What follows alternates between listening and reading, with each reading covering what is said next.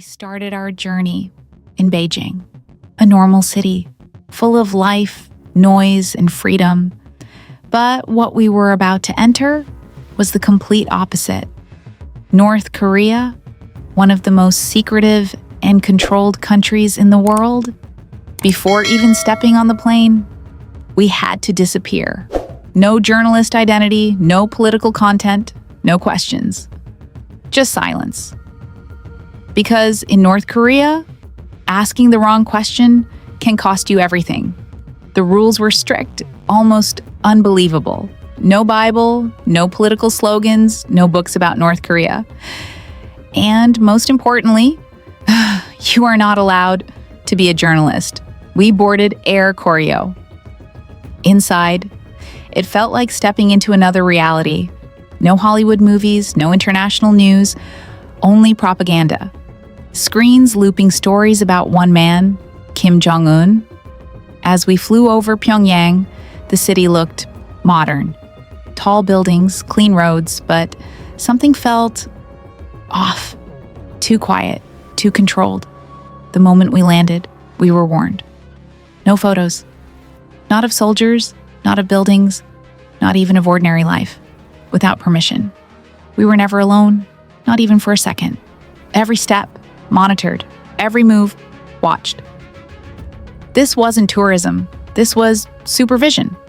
Our hotel had 5 floors, but one floor was forbidden.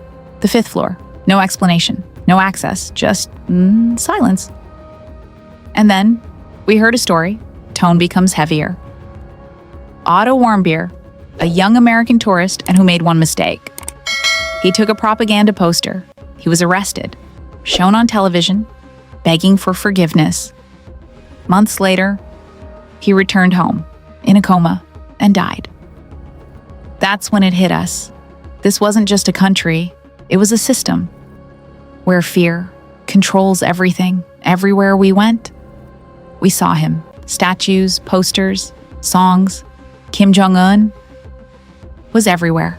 Children sang about him. Schools taught loyalty before knowledge. Even their dreams bits felt scripted. We were taken to farms, but never allowed to speak to farmers. We saw cities, but never real life. Everything felt staged, perfect, too perfect. And then we learned about power.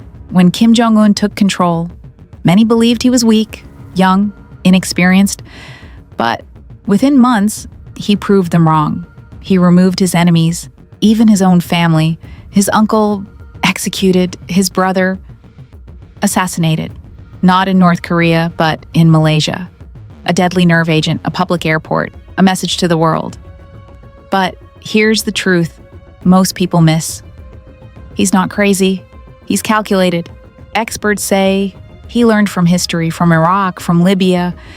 Leaders who gave up power and lost everything. So he chose a different path, nuclear weapons. Because in his world, power means survival. We visited the border, the DMZ. On one side, South Korea. On the other, North Korea. Same people, same history, but completely different realities.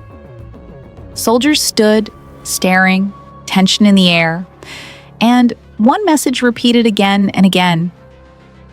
The United States is the enemy. Even children were taught to believe this. In museums, in schools, in songs. Propaganda wasn't hidden. It was everywhere. And yet, there were moments where things didn't match. Modern buildings, theme parks, smiles. But behind it, control, fear, silence. On our last day, we watched people celebrating, dancing, laughing.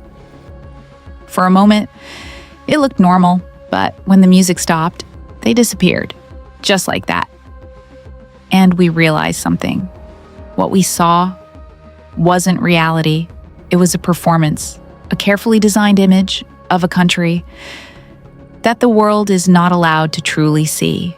And at the center of it all, a man who controls everything. Kim Jong Un, calm, direct.